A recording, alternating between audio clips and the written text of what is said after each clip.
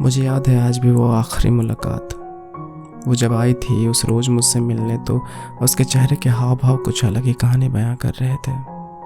उसके माथे पर वो बिंदी भी नहीं था जो अक्सर सिर्फ मेरे लिए लगाया करती थी।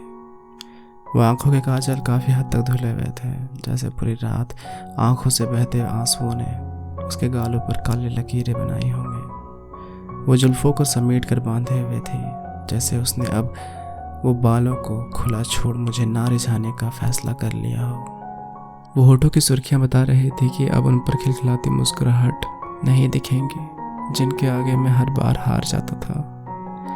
वो आई और उसने बस इतना ही कहा कि इस दुनिया की भीड़ में बहुत होंगे जो तुम्हें मुझसे ज़्यादा चाहेंगे, जो तुम्हारी खुशियों को और बढ़ाएंगे, जो तुम्हारा साथ देने के लिए पूरी दुनिया से लड़ जाएंगे। और फिर ये कहते हुए वहाँ से जाने लगी और कहा, उस मोहब्बत की किताब को जला दो जिसके आखिरी पन्ने तक पहुँचना नामुमकिन है।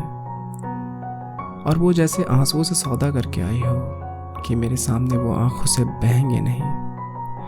मैं कुछ बोल ही नहीं पाया, क्योंकि मैंने पहले ही मुलाकात के लिए कुछ ना बोलने का वादा किया था। वो क्या था ना कि प्यार तो दोनों ही पूरी सच्चाई से किया, पर इस खोखली दुनिया के दिखावे में सच्चाई का मोल कहाँ।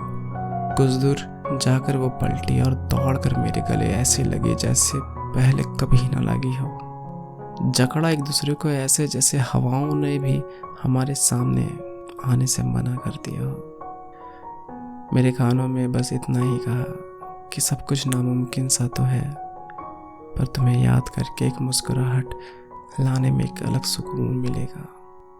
इतना काफ़ी है मेरे लिए जीने के लिए।